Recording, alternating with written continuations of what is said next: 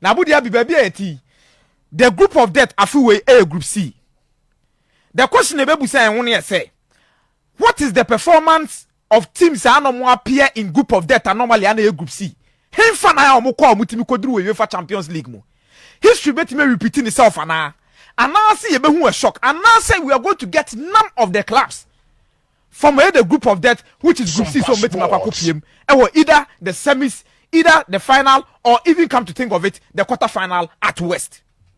Now, in 1995-1996, the group of death and the day screen season 1995-1996, not 09-010 or 1995-1996, Juventus was in the group. Where Juventus in the group, Juventus was in the group, and 1995-1996, the group of death as then will start Bucharest. Juventus and making sure so betimaka kopiemu. This was 1996, a UEFA Champions League group of death. Juventus and the top group no Borussia Dortmund, Stade Bucharest, and Rangers. Juventus konenima kwaji the UEFA Champions League, an Italian team. Take 96-97. The same Juventus appear in Group C of the UEFA Champions League. Next, also a group of death. In 96-97.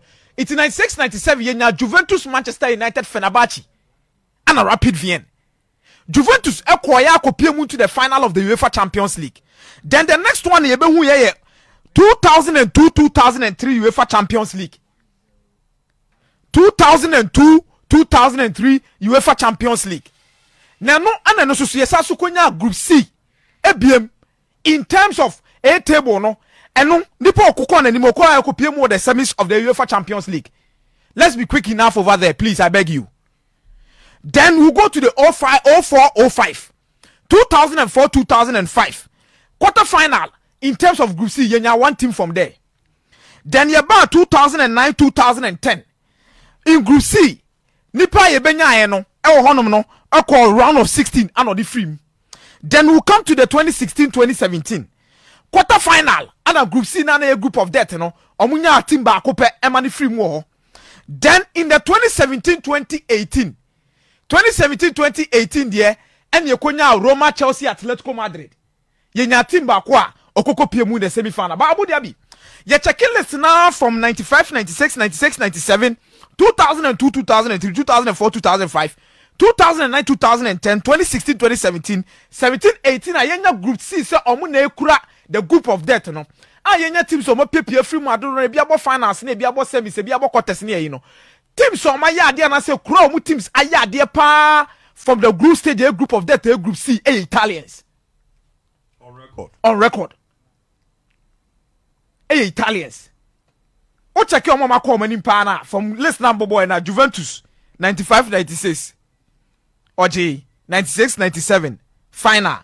You bet me about semi-final for AS Roma in 17-18. This time around Group C, you're Bayern Munich, you're Inter Milan, and you're FC Barcelona, an Italian team. So already saying that your baby. History, if history is supposed to repeat itself, Nipo also cover within this particular group. A group of Group C and a group of death, no, I will say Inter Milan. Per records, no. They also couldn't. No. Inter.